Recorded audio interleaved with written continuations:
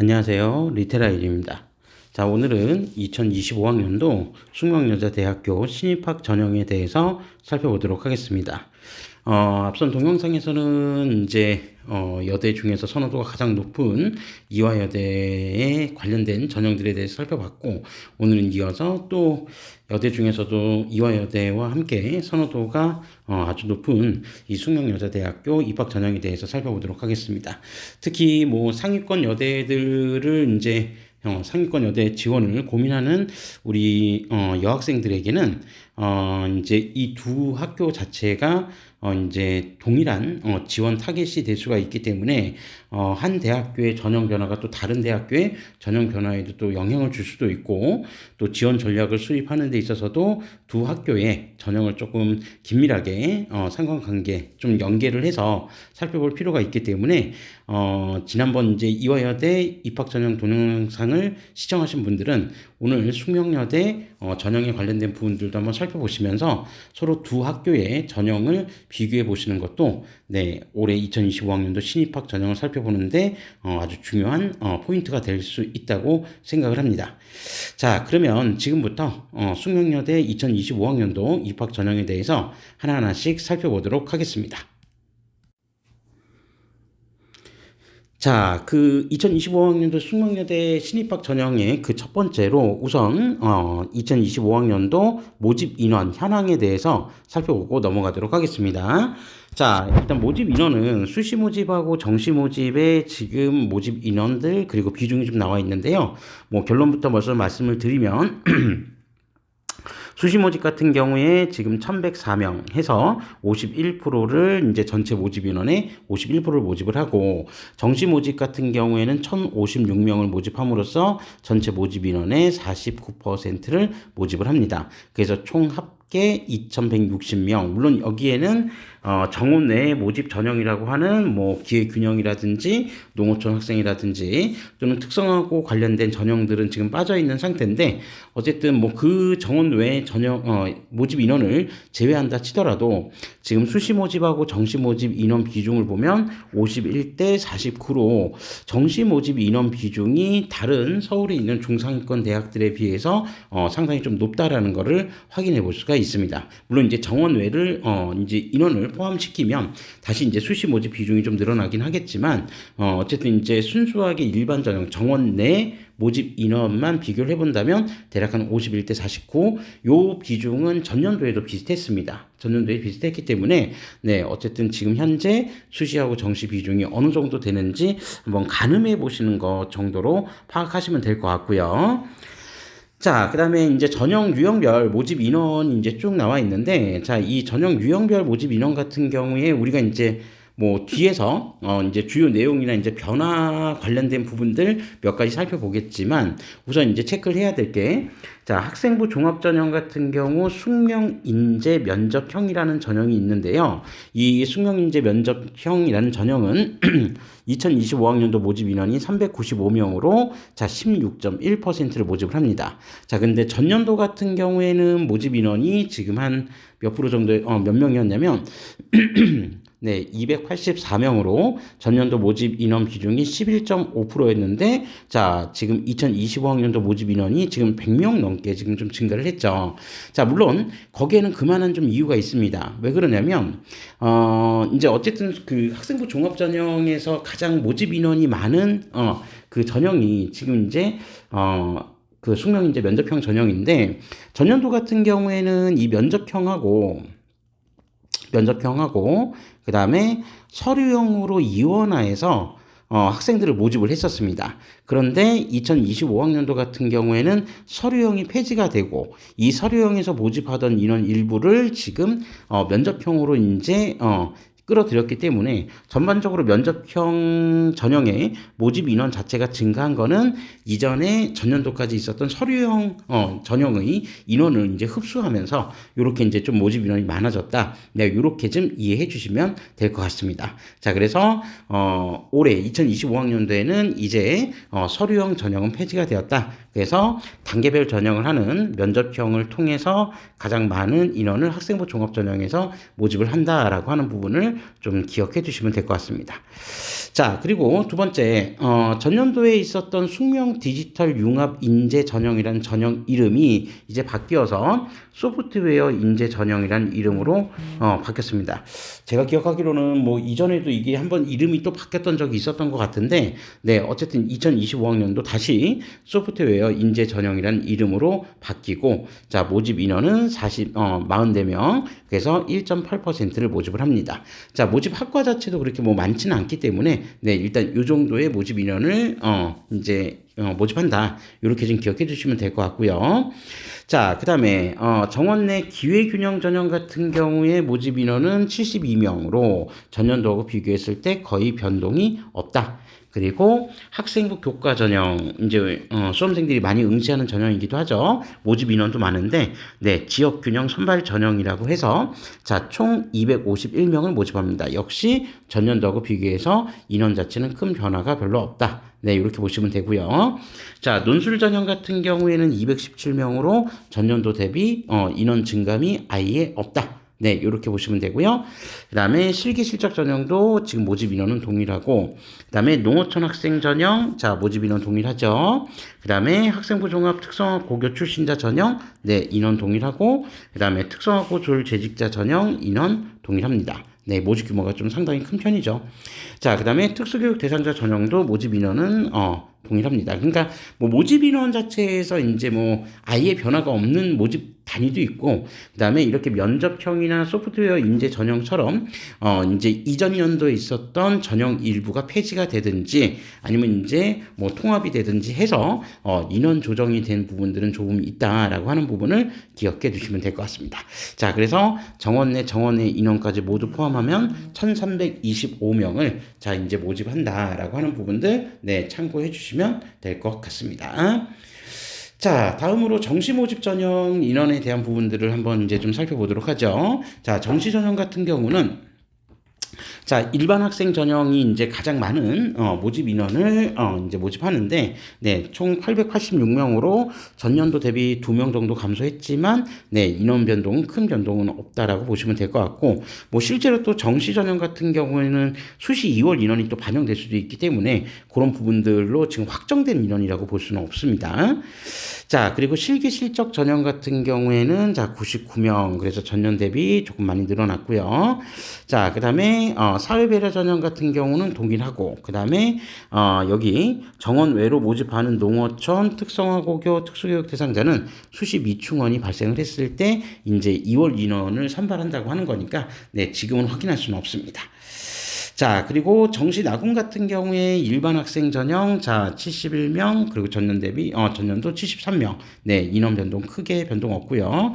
특히 숙명여대에서 가장 선호도가 높은 약학부 같은 경우가 이제 나군에서 이제 모집을 하니까, 네, 그런 부분들을 조금 감안해서 살펴보실 필요가 있다. 네, 요렇게 이해해 주시면 될 것 같습니다. 자, 그래서 뭐 전반적으로 지금 전형별로, 모집 시기별로 인원들을 한번 비교를 해 보시면 아시겠지만, 그렇게 인원 변동이 아주 큰 해는 아닌 것 같다. 네, 요렇게 이해해 주시면 될 것 같습니다.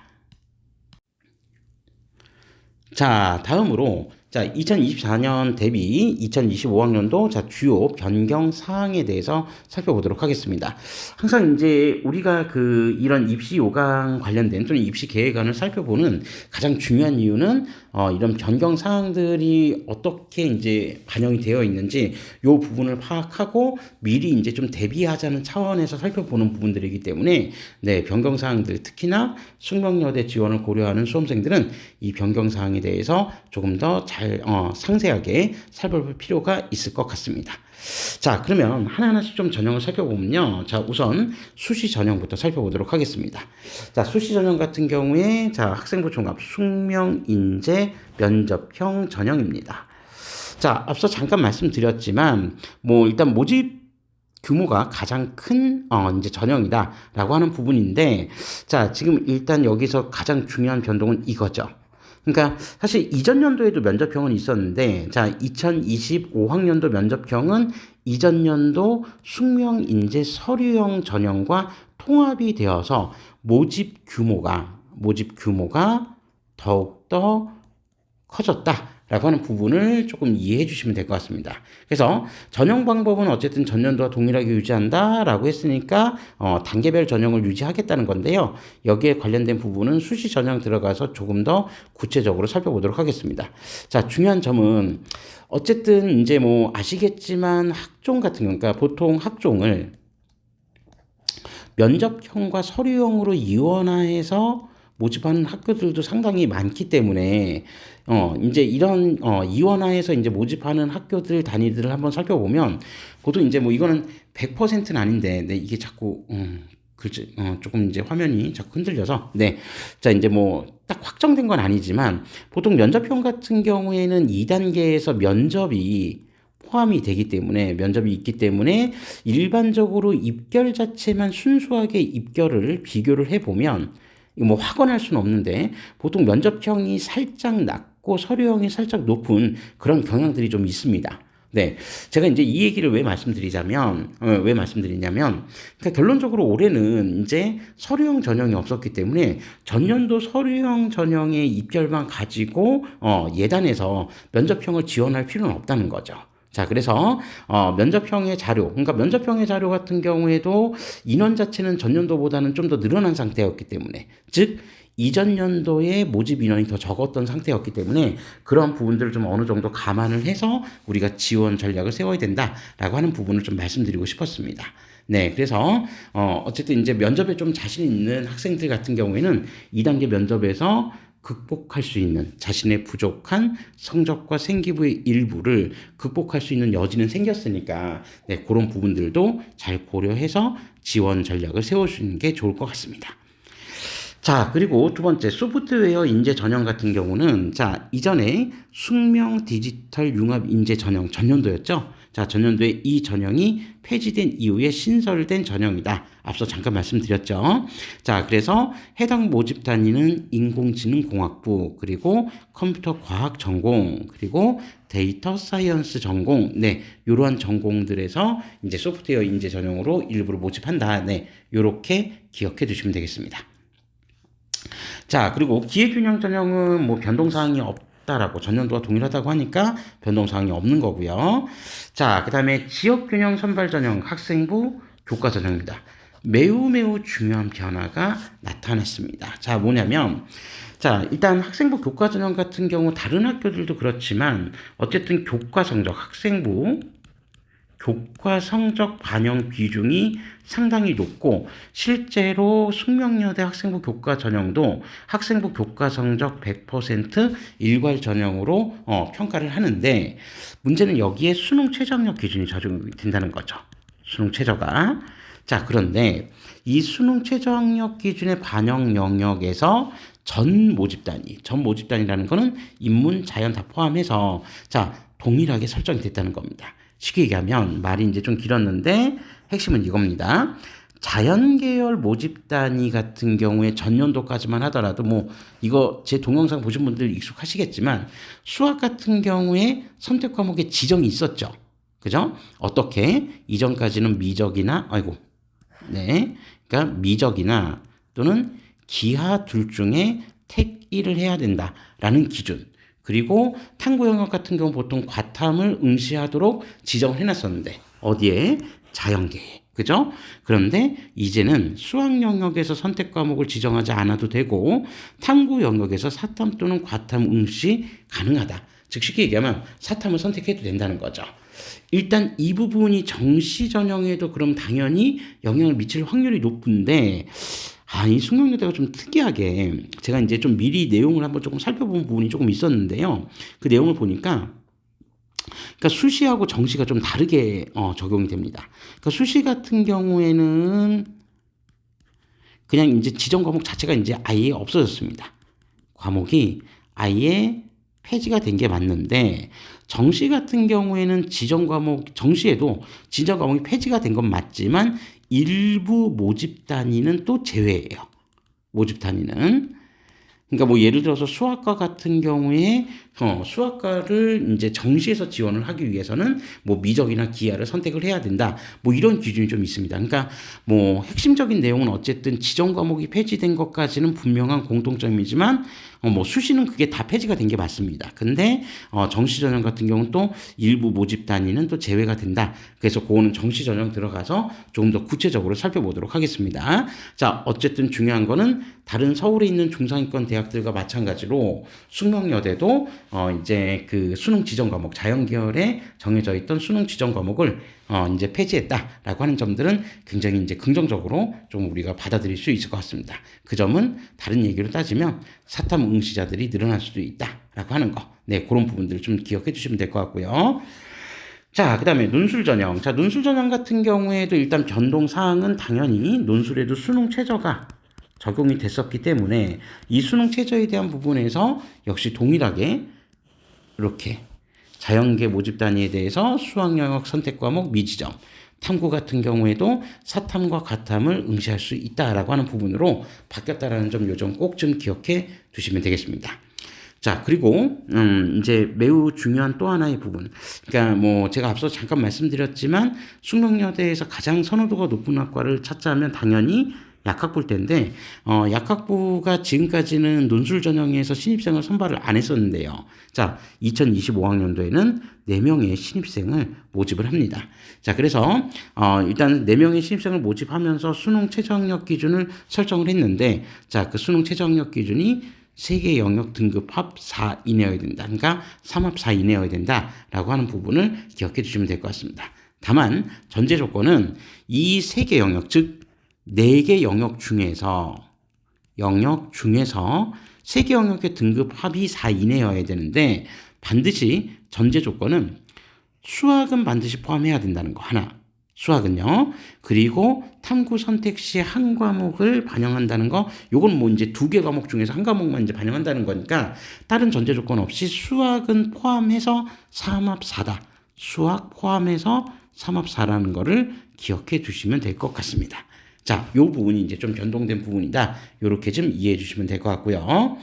자, 그 다음에 실기 실적 전형은 뭐 이제 전년도하고 거의 대부분 다 인원이나 전형 방법이 좀 동일하다고 하는데, 네, 여기 관련된 부분들 변화 내용은 이제 지원하는 수험생들만 좀 관심 있게 살펴보시면 될 것 같고요. 자, 그 다음에 이제 뭐 특별 전형과 같은 뭐 농어촌, 그러니까 정원회죠. 농어촌, 특성화고교, 특성화고졸제식다, 그 다음에 특수교육 대상자 전형은 네, 특별한 변화가 없었습니다. 모집 인원조차도 이제 동일했었으니까 네, 이 부분들은 변화가 없다라고 보시면 되고요. 자, 그 다음에 정시 전형에서는 이제 숙명여대 정시는 가군과 나군에서 모집을 하는데, 자, 정시 전형에서는 일단 가장 중요한 이제 변화가 당연히 앞서서 우리가 수능 최저학력 기준에서도 살펴봤던 것처럼 수능 반영 영역에서 선택 과목을 이제 지정하지 않는다. 전 모집 단위에서. 네, 요게 이제 특징입니다. 자, 그래서 뭐 국어 같은 경우 뭐 원래 제한이 없었고 수학에도 이제 제한을 없애기는 했는데, 다만 수학과 같은 경우는 제외라고 되어 있죠. 그래서 수학과 같은 경우에는 반드시 수학만큼은 미적이나 기하 중 택 1을 해야 된다. 라고 하는 이 전제 조건이 아직도 남아 있습니다. 물론 탐구는 자유롭게 선택해도 돼요. 근데 수학만 좀 그렇다는 걸 좀 기억해 주시고, 자, 탐구 같은 경우에는 사탐을 선택하든 과탐을 선택하든 상관은 없는데 일부 자연계 모집 단위 같은 경우는 과학 탐구는 한 과목 반드시 포함을 해야 된다. 그러니까 뭐 사탐 2과목을 선택하는 게 아니라 일부 자연계 모집 단위, 그건 나중에 살펴보겠지만 그 모집 단위 같은 경우는 사탐 하나, 과탐 하나는 허용. 뭐 당연히 과탐 2과목은 당연히 허용. 근데 사탐 2과목은 허용하지 않는다라고 하는 부분. 그래서 숙명여대 같은 경우는 결론적으로 뭐 수시든 정시든 두 가지를 다 고려했을 때 제가 볼 때 사탐 한 과목에 과탐 한 과목 선택 조합의 비중이 상당히 좀 높아지지 않을까. 네, 그렇게 조심스럽게 한번 예측해 볼 수도 있을 것 같습니다. 자, 그런 부분이고요. 자, 그 다음에 실기 실적 전형 같은 경우에는 뭐 특별한 내용은 별로 그렇게 제가 볼 땐 별로 없는 것 같은데, 일단 음악대학 같은 경우에 모집 시기가 나군에서 가군으로 이동했다는 거 하나, 그 다음에 뭐 실기 시험 시간 축소, 그 다음에 네, 요 코스튬이 뭔지는 잘 모르겠지만 아무튼 요거 삭제했다는 거, 네, 요런 부분들이 좀 있고요. 그다음에 사회배려 전형 같은 경우는 전년 대비 모집 인원이 전형 방법과 동일하다고 하니까 네, 변동 사항이 없다. 이렇게 보시면 될 것 같습니다. 자, 그다음에 나군 같은 경우에는 이제 약학부 체육교육과에서 이제 신입생을 모집을 하는데, 네, 뭐 전년도하고 전형 방법은 동일합니다. 그러니까 전형 방법이 동일하다는 거지 수능 지정 과목이나 이런 부분들에서는 이제 조금 변환이 있을 수도 있는 거니까요. 자, 그리고 사회배려 전형도 네, 전년도하고 뭐 동일하다고 하니까 네, 그런 정도로 이해해 주시면 될 것 같습니다.